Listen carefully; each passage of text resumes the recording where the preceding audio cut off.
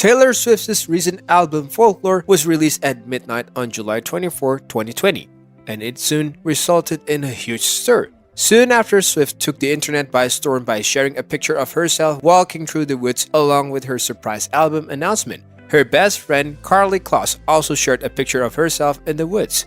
Well, there's even a song on the album that fans believe was inspired by Kloss. Kloss and Swift were used to be intimate friends. They also inspired rumors about being a gay couple.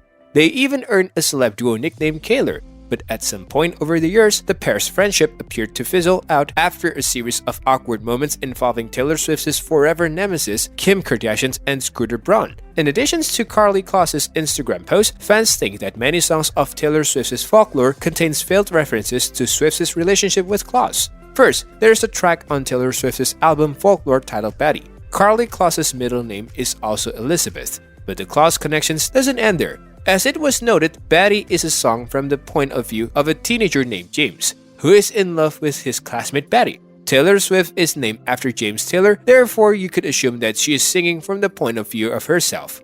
This probability is very exciting for the fans who are convinced that Kaylor was actually a romantic couple.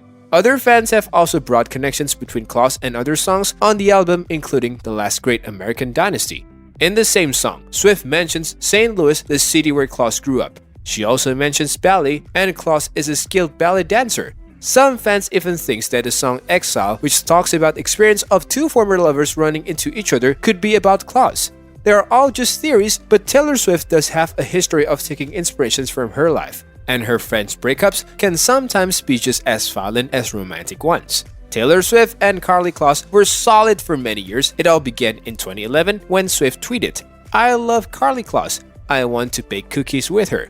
Kloss responded, and the rest was just a history. They were seen together over and over for the next few years, and often shared pictures together while taking road trips, getting ready for parties, and more things. In 2014, Taylor even had a guest room totally dedicated to Kloss, finished with pictures of the model and her favorite snacks. Things began to change in 2016 after Kloss found herself in the middle of Swift's fight with Kim Kardashian by calling Kim a lovely person.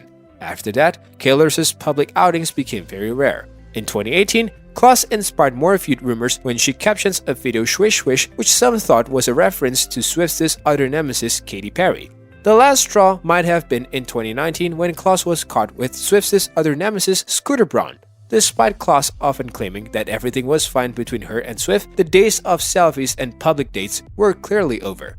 If you're liking this content so far, please consider subscribing and liking this video. Now, let's continue. It only took a few hours after Taylor Swift's surprise release of her new album Folklore for the internet to decode her lyrics. One of the songs driving listeners into a frenzy is Folklore's 14th song, which has everyone from music critics to Twitter fans getting over its meaning. Depending on who you ask, the song might even be a gay anthem and an autobiographical acknowledgement of Swift's past love for another woman.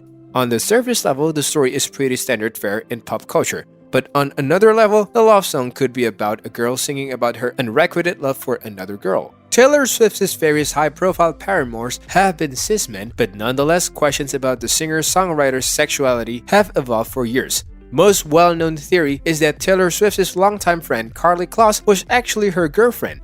Her fans were abuzz with statements of how specific lyrics from Swift's 2019 album Lovers were in fact allusions to this determined confidential relationship, and with the release of Folklore, this again appears to be the same case.